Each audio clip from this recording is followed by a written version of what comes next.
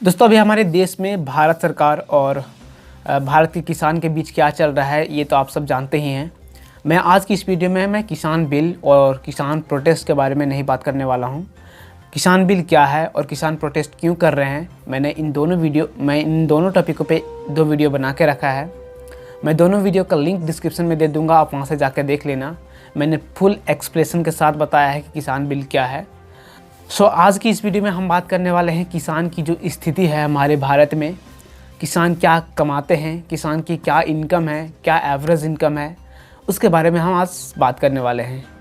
और ये ज़रूरी भी है, आपको जानना भी ज़रूरी है कि हमारे भारत के जो किसान हैं वो कितना कमाते हैं, कितनी मेहनत करते हैं और कितना कमाते हैं। तो चलिए वीडियो स्टार्ट करते हैं। दोस्तों हम सब जानते हैं कि हमारा जो देश है वो एक कृषि प्रधान देश है। करीबन 60 से 70% लोग ऐसे हैं जो एग्रीकल्चर पर डिपेंड करते हैं। खेती से कमाना, खेती से अपनी ज़िंदगी को चलाना, अपने बाल बच्चे को पढ़ाना, सब खेती से ही करते हैं। दोस्तों मैं आपको बता दूं कि 1970 के समय जो गेहूं का MSP था, मिनिमम सपोर्ट प्राइस, गेहूं के MSP में सिर्फ 19 गुना बढ़ोतरी हुआ है। मतलब अगर तब गेहूं का MSP 1 रुपये था तो आज उसका MSP 19 रुपये है। और अगर सरकारी कर्मचारी के बारे में बात करें तो सरकारी कर्मचारी जो 1970 में 1 रुपये कमाता था, आज उनका इनकम 150 गुना बढ़ चुका है। मतलब जो सरकारी कर्मचारी 1970 में 1 रुपये कमाता था, आज वो 150 रुपये कमा रहा है।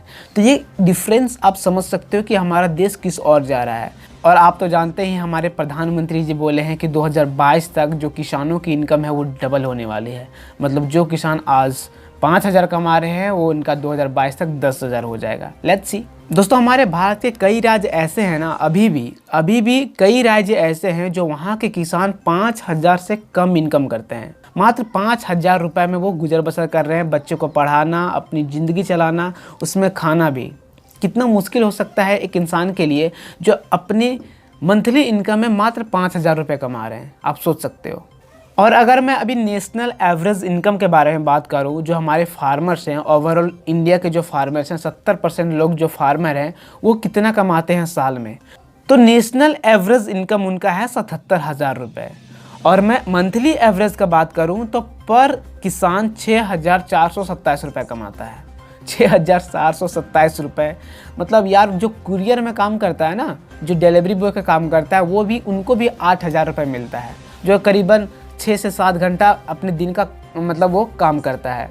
और हमारे 24 घंटा, हमारे जो किसान हैं वो 24 घंटा अपने खेत में लगे रहते हैं, फिर भी उनका इनकम एक डिलीवरी बॉय से भी कम है, मतलब 6,000 रुपये। ये तो मैंने आपको बताया मंथली एवरेज इनकम पर किसान 6,427 रुपये। और जो इनका खर्चा निकाला गया है एवरेज एक्सपेंडिचर पर फार्मर का, वो 6,223 रुपये है। तो मतलब 6,423 रुपये वो कमा रहा है और 6,223 रुपये वो खर्च कर रहा है। तो कितनी सेविंग हो रही है आप लोग कैलकुलेट कर सकते हो। और किसानों के अभी जो ये इनकम है ना, अभी जो ये हाल है, मैं इसके लिए बीजेपी को कसूरवार नहीं ठहराता। ये चीज़ किसानों के साथ बहुत दिनों से चलता आ रहा है और होता आ रहा है। मैं इसके बारे में आगे बताऊंगा कि किसान को कैसे यूज़ किया जाता है हमारे राजनीति में, हमारे भारत में। दोस्तों एक नज़र डालते हैं हमारे MP पे, जो हमारे पार्लियामेंटर्स हैं ना, उनके बारे में। दोस्तों करंट सैलरी एंड परक्विजिट जो एक MP को मिलता है, मैं आपको बता दूं, जो सब कुछ उसमें इन्वॉल्व रहता है, उनका एयर ट्रेवल, ट्रेन ट्रेवल और electricity bill, water bill, phone bill, जो सारे कुछ इंक्लूडेड रहते हैं, उनमें से मतलब पर MP को पर महीने 4 लाख से ऊपर पैसा मिलता है, जो VIP कोटा में आते हैं। मैं आपको बता दूं कि जो हमारे पार्लियामेंटर से उनको जो सामान मिलता है वो कितने कम मूल्य में मिलता है। मैं आपसे चैलेंज लगा सकता हूँ, उनको जो प्रोडक्ट मिलता है, उनको जो गुड्स मिलता है ना, उनका जो रेट होता है आपको दुनिया के किसी भी मार्केट में नहीं मिलेगा, या फिर कोई भी कमर्शियल वेबसाइट पे भी नहीं मिलेगा। उनका जो ब्रेड एंड बटर वगैरह जो है वो 6 रुपये, चपाती 2 रुपये पीस मिलता है, चिकन करी 50 रुपये प्लेट मिलता है। तो आप लोग सोच सकते हो, जो लोग VIP है उनको एक गरीब का मूल्य दिया जा रहा है, और जो गरीब हैं उनको VIP का रेट दिया जा रहा है। दोस्तों ये फ़र्क है हमारे एक VIP लोग और आम लोग के बीच में। दोस्तों हमारा देश, हमारा भारत देश जवानों और किसानों का है। जवानों और किसानों से हमारा ये देश बना है। लेकिन आज ये स्थिति ऐसी है ना कि किसान और जवान दोनों आमने सामने खड़े हैं। किसान और जवानों के लिए किसी के पास कोई हमदर्दी नहीं है। दोस्तों, अभी बहुत से ऐसे लोग ये कहने लग रहे हैं कि जो किसान प्रोटेस्ट कर रहे हों उसमें कोई किसान है ही नहीं। किसानों के पास बड़ी बड़ी लग्जरी कार नहीं हो सकती है। इन किसानों के पास तो आईफोन है, ऑडी है। ये किसान कहाँ से हैं? ये किसान लगते ही नहीं है। दोस्तों, मैंने ये बात मान लिया कि चलो जो प्रोटेस्ट कर रहे हैं वो किसान नहीं है, लेकिन मैं उनको धन्यवाद देना चाहता हूं कि जो लोग इस बिल में प्रोटेस्ट कर रहे हैं किसानों के जो साथ हैं।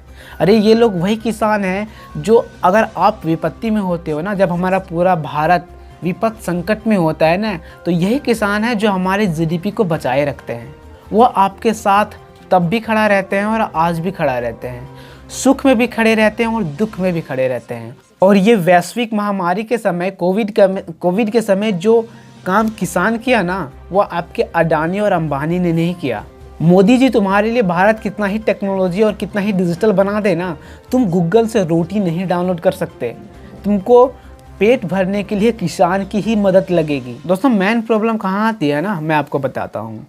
जैसे हमारा देश एक बहुत बड़ा लोकतांत्रिक देश है और किसी खास कम्युनिटी से बिलोंग करने वाले अगर इतने तादाद में लोग रहते हैं एक लोकतांत्रिक देश में, जैसे 60 से 70% ऐसे लोग हैं जो किसान हैं, मतलब एग्रीकल्चर पे डिपेंडेंट हैं, तो कोई भी राजनीतिक पार्टी उसका फ़ायदा लेना चाहती है। तो हर राजनीतिक पार्टी के लिए किसान ना एक वोट बैंक है। हर राजनीतिक पार्टी के मैनिफेस्टो में किसान जरूर मेंशन्स रहते हैं कि किसानों के लिए हम ये करेंगे। किसान जो लोग पहले चड्डी और बनियान में रहते थे, आज हमने उनको अच्छा कपड़ा दिया। जो किसान कच्चे मकान में रहते थे, आज वो किसान पक्के मकान में रह रहे हैं।